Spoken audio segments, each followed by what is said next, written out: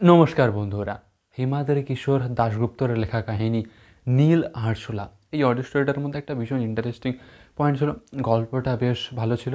ভৌতিক প্রসঙ্গ আমরা ভীষণ রকমভাবে পাই, যেহেতু ছোটো গল্প ছিল নীল আরশোলা।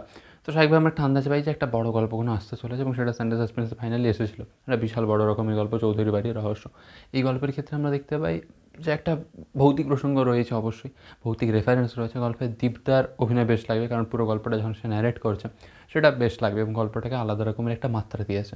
ভৌতিক গল্প, তাই এই গল্পের ক্ষেত্রে যে সাউন্ড ডিজাইন সেটা বেশ লাগবে, মানে একটা একটা থ্রিল সাসপেন্স সেটা ভীষণ রকমভাবে ছিল। শঙ্করের প্রসাদ মিত্রকে তো আমরা বহুদিন ধরে দেখছি সানডে সাসপেন্সে। এই গল্পের ক্ষেত্রে শঙ্করের প্রসাদ মিত্র একটা অন্যতম চরিত্র ছিল, তার অভিনয় বেশ লাগবে। দীপদা, সে একটা ডাক্তারের চরিত্রে অভিনয় করবে, তো সেখানেও তার বেশ লাগবে। তাছাড়া সাপোর্টিং কাস্টটা আমরা দেখতে পাবো, আর যে নীল রয়েছে তাকেও বেশ লাগবে। এবং গল্পের যে কাহিনীটা সেটা বেশ ইউনিক, যেহেতু ভৌতিক প্রসঙ্গ রয়েছে, একটা অলৌকিক প্রসঙ্গ আমরা পাচ্ছি।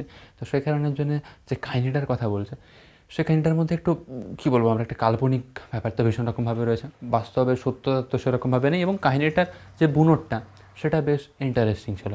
এবং অনেক দিন পরে সানডে সাসপেন্সের দর্শকদের এরকম একটা ভৌতিক গল্প পেল। সানডে সাসপেন্সের দর্শক অনেক দিন ধরে অপেক্ষায় ছিল যে কবে তারা এরকম একটা ভৌতিক গল্প পাবে। তো এই গল্পের ক্ষেত্রে সেই ভৌতিক রেফারেন্স রয়েছে, একটা অলৌকিক রেফারেন্স ভীষণ রকমভাবে ছিল। গল্পটা অবশ্যই ইন্টারেস্টিং ছিল, সাউন্ড ডিজাইন বেশ ছিল, এবং ছোটো হতে পারে বাট তার মধ্যে যে কন্টেন্ট এবং একটা নতুনত্ব গল্পের ক্ষেত্রে আমরা ভীষণ রকমভাবে পাই।